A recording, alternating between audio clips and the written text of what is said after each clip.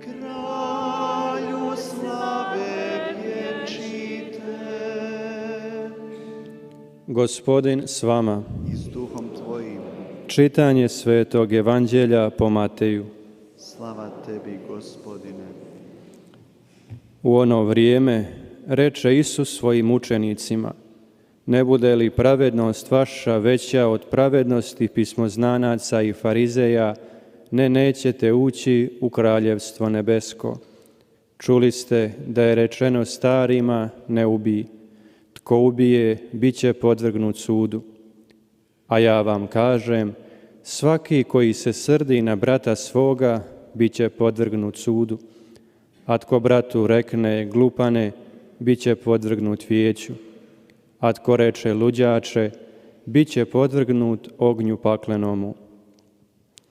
Ako dakle prinosiš dar na žrtvenik, pa se ondje sjetiš da tvoj brat ima nešto protiv tebe, ostavi dar ondje pred žrtvenikom, idi i najprije se izmiri s bratom, a onda dođi i prinesi dar.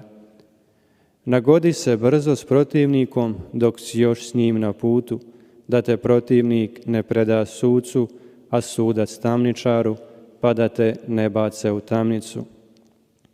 Zaista kažem ti, nećeš izići odande dok ne isplatiš posljednjeg novčića. Riječ Gospodnja. Slava tebi, Kriste.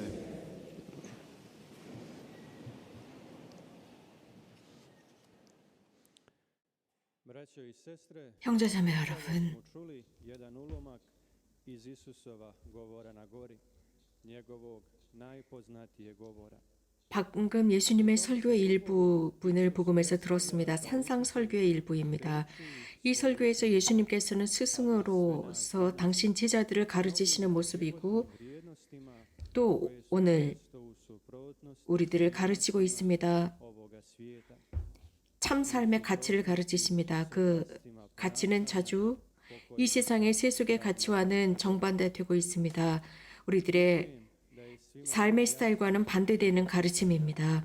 우리 모두에게는 분명한 것이 특히 오늘 복음에서 예수님께서 무엇을 강조하시는지 보여지고 있습니다. 굉장히 높은 판단 기준을 제시하고 있습니다. 그래서 이것을 실천하기가 구체적으로 실천하는 것이 어려운 것 같기도 합니다.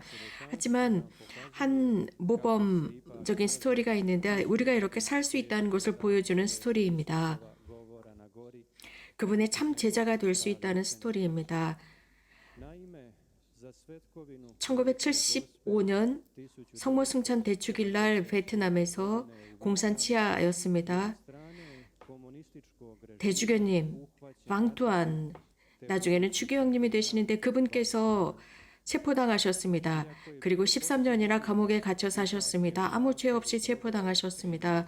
그분은 2명의 교도관들과 함께 교도소에서 지내셔야 했습니다. 그리고 나중에 해방되셨을 때 인터뷰 중에 그 감옥에서 일어났던 일들을 전해주셨습니다. 즉 2명의 교도관들, 감시관들이었죠. 그들에 관한 이야기를 하셨습니다. 이 교도관들은 자주 저희들을 좋아하세요? 라고 물을 때마다 네, 저는 여러분들을 좋아합니다. 라고 했습니다. 저희가 대주교님의 적대자들인데도 벌써 10년이 넘도록 당신을 지키고 있는데도 저희들을 좋아하세요? 라고 물었답니다. 그리고 재판도 없이 이렇게 당신을 가두었는데 그래도 저희들을 좋아하시나요? 그러자 그 반뚜안 추경님께서는 네, 저는 당신들을 좋아합니다. 혹시 여러분들이 저를 죽인다 하더라도 저는 여러분들을 계속 사랑할 것입니다. 라고 했답니다. 그 중에 감시원 중에 한 명이 물었습니다. 아니 어떻게 우리를 그렇게 사랑하고 좋아하실 수 있습니까? 라고 하자 추기경은 대답하십니다. 예수님께서 이렇게 사랑하도록 가르치셨기 때문입니다. 제가 이렇게 여러분을 사랑하고 좋아하지 않는다면 저는 그리스도인이라 불릴 자격이 없습니다. 이런 대화를 한 뒤에 이 감시원 중에 한 명이 추기경님께 이런 말씀을 드립니다. 정말 멋진 말씀입니다. 하지만 제가 이해하기 너무나 어렵습니다. 이해할 수가 없습니다.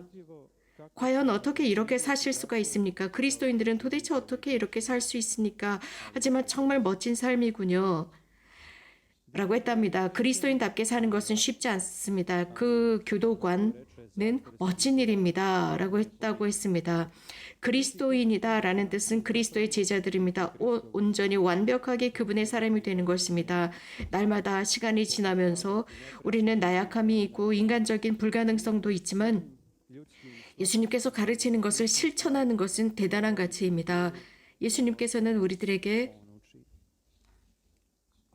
법을 지키는 것으로 충분하다라고 하지 않았습니다. 모두가 다 하는 것이지만 법을 지키는 것에서 한 발짝 더 나가라고 하셨습니다. 즉, 과거의 법을 없애시고 새롭게 정리해 주셨습니다. 살인한 사람에 관해서도 말씀하셨습니다. 그 살인한 자는 재판에 넘겨진다라고 했지만 그를 사랑하라고 했습니다. 그렇게 함으로써 사실 사람 속에는 좋은 생각과 나쁜 생각이 함께 있습니다. 마음속에서 다른 사람을 죽일 수도 있습니다. 겉으로는 드러내지 않지만 말입니다. 다른 사람을 죽이는 것뿐만 아니라 우리는 타인을 향해서 화를 낼 수도 있습니다.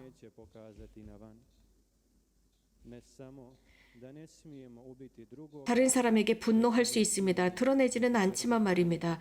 단 한마디의 나쁜 말도 하지 않아도 분노하고 미워할 수 있습니다. 우리는 이러한 사람들을 사랑하도록 초대받았습니다. 어렵습니다. 어떤 사람은 불가능하다고 합니다. 또 어떤 사람은 자신들의 어떤 필요성에 의해서 사랑하려고 노력도 하지 않습니다. 그러나 예수님께서는 우리들의 행동 기준과 윤리 기준은 다른 사람들의 눈에 좌우되는 것이 아니라 예수님을 향한 믿음과 기도와 단식과 거룩한 미사에 참여하는 이러한 모든 것들이 있기 때문에 우리들은 바뀌어야 하고 달라야 합니다. 그래서 모든 사람들이 하는 것 그것으로 충분하지 않습니다. 그리스도인들은 그래서 한 발짝 더 나가야 합니다. 예수님은 말씀하셨습니다. 내가 너희에게 말한다. 그리스도인은 예수님께서 가르치시는 것, 산상설교에서 가르치신 그것을 따라와야 한다는 것입니다. 현대 세상이 하는 그것이 아닙니다. 다른 사람이 무엇인가 악을 행한다면 우리 그리스도인도 똑같이 하는 것이 아닙니다. 우리들에게 있어서 행동의 척도는 또 우리들의 활동의 척도, 말의 척도는 예수님의 가르침이십니다. 다른 사람을 모범으로 삼는 것이 아니라 우리들의 스승이신 예수 그리스도가 모범이 되고 척도가 됩니다. 예수님께서는 제자들에게 그 제자들을 지속적으로 가르치십니다. 사랑 속에서 성숙하게 가르치십니다. 형제 자매를 향한 사랑, 하느님을 향한 사랑에 성장하도록 하셨습니다. 그 사랑의 특징은 한 가지라고 했습니다. 프란치스코 교황님은 이런 말씀을 하셨습니다. 곧 사랑은 한계가 없습니다. 모든 계산을 넘어서는 것입니다.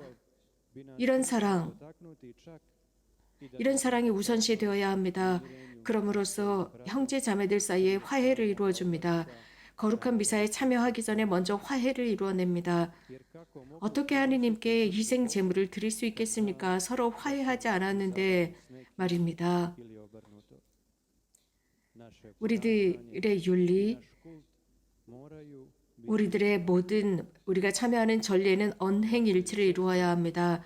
형제자매 여러분, 이 사순식이 우리에게는 아주 놀라운 기회가 주어졌습니다.